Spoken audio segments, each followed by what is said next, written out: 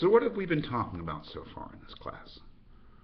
Loosely speaking, generally speaking, we've been talking about human beings, what it's like to be a human being and what the prospects are for humanity. More particular, I would suggest that the common theme, or a common theme, between Kant and Cesar Ohe is the concern with freedom. For Kant, freedom was necessary, freedom of a certain sort. And I guess the implication was that if we had freedom of a certain sort, as the freedom of the exchange of ideas, that would lead to further freedoms, because it's that freedom of the exchange of ideas, freedom to state one's opinion about any matter in a completely uncensored way in this sort of limited arena of the work of the scholar. But this was absolutely necessary for society to move forward, for us to become enlightened, to reach something like an enlightened society, or to make progress in the process of enlightenment.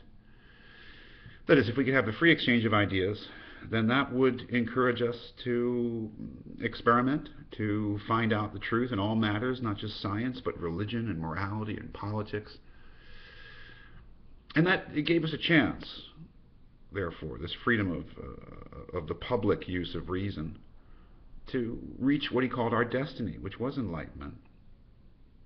The notion that human beings have a destiny, that humanity is going somewhere, that human life, viewed as a collective existence of human beings living together on this planet, is going somewhere, and that what's required to make sure that it reaches its goal is this freedom. A very, very strong idea in Kant. There is a connection. I don't know how tight that connection is with Cesar Ohe, his concern with freedom.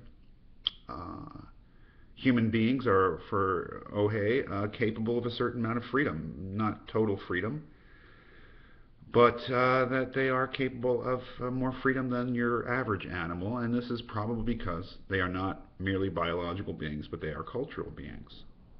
That is, I think, a really interesting point in Ohe's essay is this contrast between pain and pleasure as motivators and joy and sorrow as motivators. That is, an animal like us that's capable of doing things not merely because we are avoiding pain or pursuing pleasure, but because we are capable of the experiences of joy and sorrow, which in some way or another are a mark of our transcendence, of our ability to, again, to transcend, to go beyond mere pleasure and pain.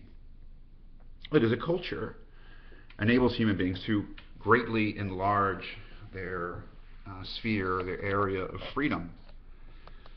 It's a very interesting idea, and I think it's undeniably true, but then they have this sort of dialectic between nature and culture, that if it is culture that initially enables us to broaden the range of our freedom as human beings, it is also culture that has the capacity to constrict it. That is, the culture can also be stultifying, demanding conformity. Instead of being innovative and broadening us, it can make us smaller. And that it needs nature, at least occasionally, or a return to nature, to shake it up, to free us from culture. So that we have this paradoxical thesis that it's a culture that frees man from nature, and nature that frees man from culture. It's a very interesting thesis on the part of Ohe. So where are we now? We're reading Sartre's Existentialism is a Humanism. And again, the connecting theme, or a connecting theme, there's all sorts of connections between any good philosopher will have all sorts of interesting points of comparison and contrast with another good philosopher. But perhaps the most obvious, at least on the face of it, connecting theme here is a concern with freedom. And when we look at Sartre, we see something much more radical in terms of the claims made about human freedom and about the place of freedom and the extent of freedom in a human life. You might say that Kant thought of freedom as something we needed to move ahead, and Ohe saw freedom as our birthright as human beings, but something that was limited and something that was was always going to be bound by one thing or another, limited by one thing or another, where Sartre sees freedom almost as a terrifying reality.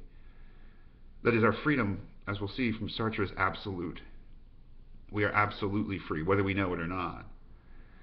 And that this brings with it certain consequences and ramifications for the human condition that might not be so easy to face, and might actually raise certain problems that Sartre himself didn't fully realize or wasn't fully prepared to handle.